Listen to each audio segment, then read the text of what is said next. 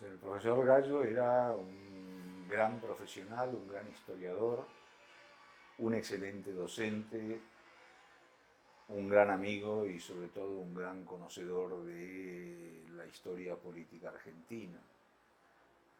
Para mí el recuerdo de Ezequiel Gallo está muy unido a esta casa, a la Fundación Ortega y Gasset, al Instituto Universitario Ortega y Gasset, y de hecho mi profunda amistad, mi relación con él comenzó aquí, cuando los dos nos sumamos a un proyecto que fue muy importante en su día dentro del Instituto Universitario Ortega y Gasset, que fue la creación de un programa de doctorado sobre América Latina, que en muy poco tiempo se convirtió en uno de los programas de referencia europeos de los estudios regionales sobre América Latina. Y en ese sentido, Ezequiel Gallo supo aportar todo su conocimiento, toda su sabiduría, toda su economía, todo su buen hacer y sobre todo toda su amistad.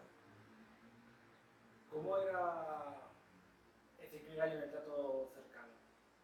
Como, digamos, como amistad, en su más personal. Ezequiel Gallo era un gran amigo, era un excelente amigo de sus amigos, supo contagiarme de muchas de sus virtudes, de sus cualidades, me contagió su pasión por el liberalismo, me contagió su pasión por la historia económica, por la historia política, y de hecho mi reconversión, mi paso de la historia económica a la historia política, en buena medida se apoya en él, como el hecho del inicio de mis investigaciones sobre Lisandro de la Torre. También me contagió su pasión por los burros, es decir, por las carreras de caballos.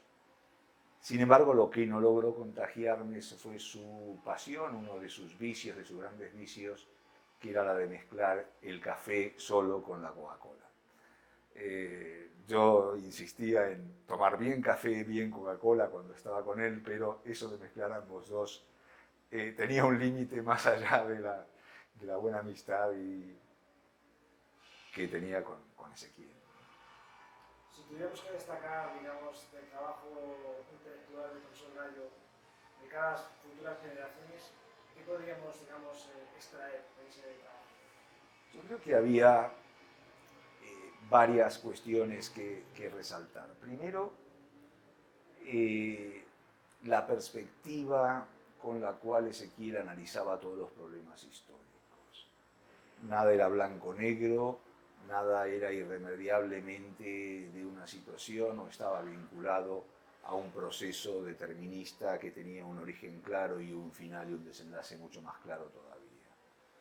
Todo siempre era posible de ser matizado, de ser rebatido, todo debía incluir consideraciones a favor, en contra, desde múltiples perspectivas. Y esto evidentemente le daba una originalidad muy importante a sus trabajos. En segundo lugar, si bien tenía evidentemente un claro posicionamiento político e ideológico, este no se dejaba traslucir en sus trabajos. Y todo se hacía, como señalaba antes, con una clara perspectiva que intentaba incorporar los puntos de vista de los distintos actores sin determinismos de ninguna naturaleza. Su pasión por la política, por las ideas políticas, era trasladado a todos sus trabajos, y esto lo vemos inclusive en libros de una trascendencia capital, como por ejemplo puede ser La Pampa Gringa.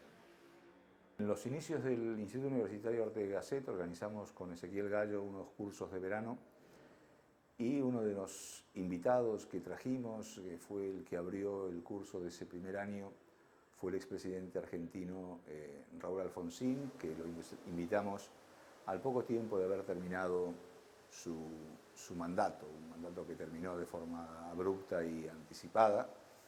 Sin embargo, recuerdo la presencia de Alfonsín en esta casa, el recibimiento que le dio y el hecho de que, pese a ser un expresidente argentino, el entonces embajador de Argentina en España, el señor Figuerola, ni siquiera se dignó no solamente a ir a recibirlo al aeropuerto, sino también de recibirlo en su propia casa. Y eso era algo que con Ezequiel comentábamos de forma reiterada, sobre todo teniendo presente la intolerancia que muchas veces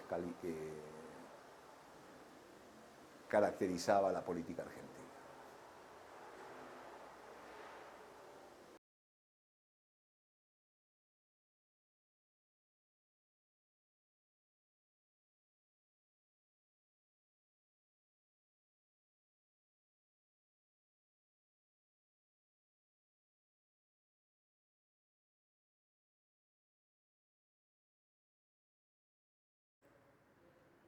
En los inicios del Instituto Universitario Arte de Gasset organizamos con Ezequiel Gallo unos cursos de verano y uno de los invitados que trajimos, que fue el que abrió el curso de ese primer año, fue el expresidente argentino Raúl Alfonsín, que lo invitamos al poco tiempo de haber terminado su mandato, un mandato que terminó de forma abrupta y anticipada.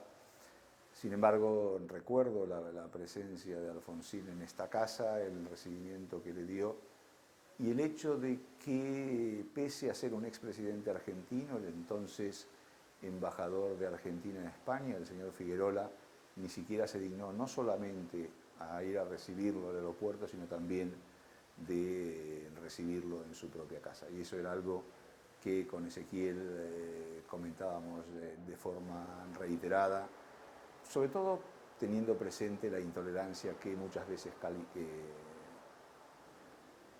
caracterizaba la política argentina.